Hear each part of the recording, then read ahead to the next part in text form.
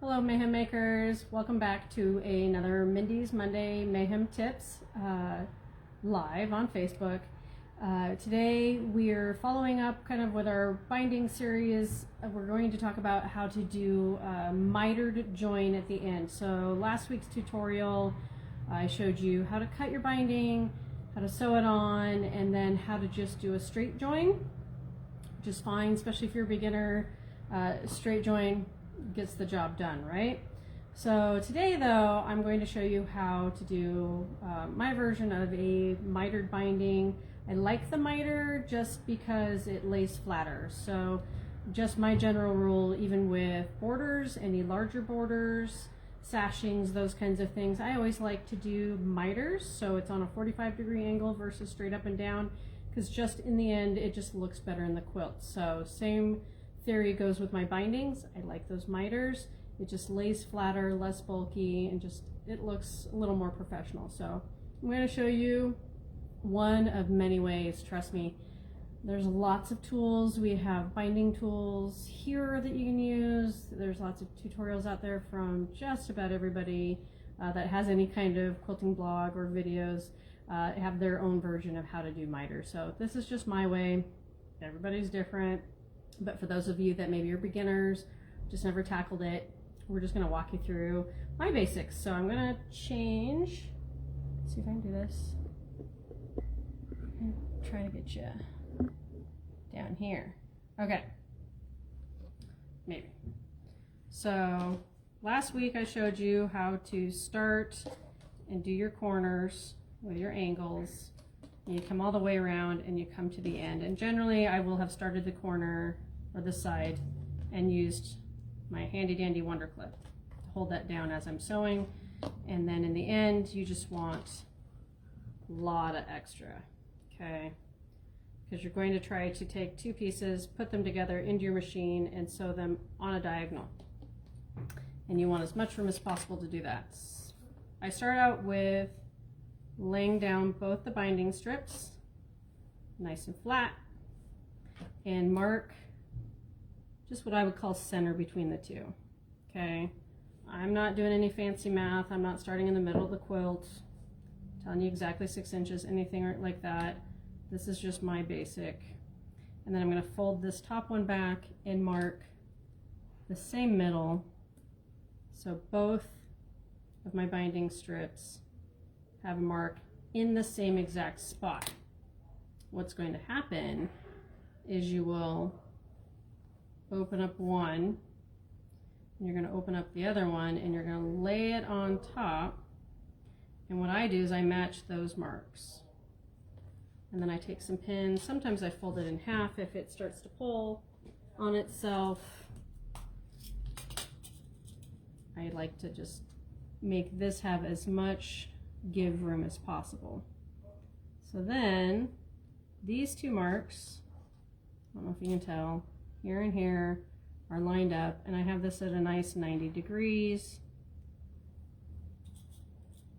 And I can even, if it makes it helpful for you guys, it might be helpful for me, you can even take your square, line it up, draw that diagonal line. Now I can take it to my machine, and I have little magical painter's tape on there that makes it so I can sew on a diagonal. But for those of you that knew, just draw that 45, pin on either side, and I'm going to sew. Now, we'll give you that visual. This is how you can check, make sure in the end that all your fabric's facing kind of the right way. And then you take it to the machine and you sew. Ooh, I'm feeling fancy with this toy today. Let's see if I can do a little better job for you guys in the machine. So today I'm just using my handy little 570. I love this little guy. It also has the dual feed like my other machine, the 770. So I definitely have that guy engaged because I want to make sure top and bottom are feeding nice and even. I'm making sure the fabric underneath is not curling over because it's trying to. And then I'm just going to start, do a couple stitches. That's my iron yelling at me. And I'm just making sure everything looks nice and even. My diagonal ends up in the end. Kind of fun. This is why this is not everybody's favorite. It's because it does like to shift and do kinds of weird things.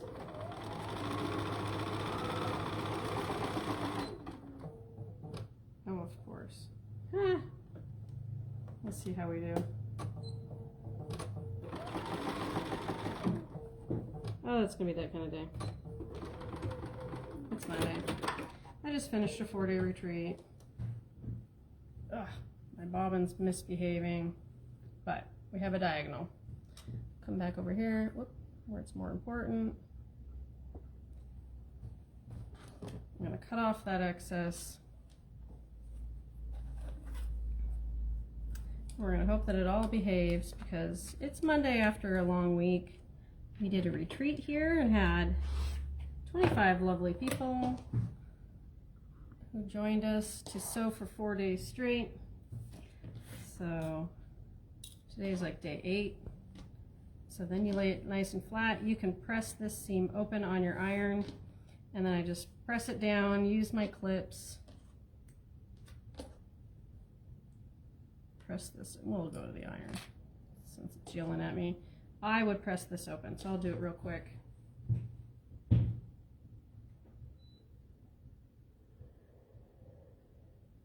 There we go. So press that open so that when you lay it flat, it lays nicer for you.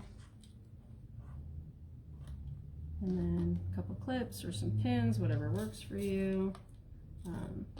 I like the Wonder Clips because when it's a little bulkier like this, I don't have to worry about bending my pin to get through all these layers because I've got the batting and all that good stuff in here. And then I just take it back to the machine and sew it. So I'll do. I make no promises because I'm guessing that the barn's running out. Come follow me. It's that kind of day. Or maybe it's just being fussy. And this is all 1/4 inch seam. So same stuff as you always done. Yeah. It's never a good day when your machine decides to have issues while you're live, right? So happy Monday. That's how it goes. So we're just gonna pretend that it's gonna sew down and it's gonna be nice and pretty. I'm just winging it. It's mayhem. It's mayhem here for a reason. That's just how it is. So that's the miter. That was the most important part, was teaching you how to do that. So draw that mark, and like I said, you can pick your center. Just pick in between where the 2 tails are. Mark both those bindings, cross them 90 degrees, draw that diagonal, sew on the diagonal, trim it, lay it flat, just like we did last week, stitch it on, and then you're ready to flip it over and then either hand bind, machine bind with the 10-foot, whatever foot you like. You can do a serpentine stitch, a decorative stitch, all that kind of stuff. So today's at least was a little shorter, a little easier for you guys. We have all kinds of new classes and open sews and Mayhem Maker Club for the new year. So if you're wanting to learn more tips and tricks, some of those things are definitely what you might want to join in on, just so you can start coming to the classes and events, and you'll be able to have me show you how to do these kinds of things in person. That way when the machine messes up and stuff, we just fix it and keep on going. So I have 4 new retreats next year for you guys. So if you missed the one that we just did, the Sewing with My Snowmies, 4 more next year, once a quarter. The next one will be called the Spring Fling in the end of March, early April. So, and it's on sale right now. Shh, I didn't tell everybody that. So that is your hot tip for today. Oh, Miss Patty, you know, we're just doing little wall hangings. Aren't these cute? I just found this was one of the panels we have. This is Sarah Watts from Ruby Star Society. Did this cute panel. We turned them into drawstring bags. I took one of them and fused it onto the back of a denim jacket. All that kind of stuff. Oh, and a lot of freezing video today. See? It's cold here in Washington. Maybe that's it. maybe it's cold and nothing's happy. So I appreciate those of you that have joined in today and just come on my mayhem adventure that we always do. Next week, I'm not sure what we'll do. Let me know if there's some other binding trick you want me to teach you. Give me a shout out. I'll gladly show you other methods. I know, we talked facing binding with somebody, so maybe I'll show facing binding next week, because there are all kinds of binding methods out there, and they all have their own different purposes and all those kinds of things. So maybe that's what we'll do next, is facing.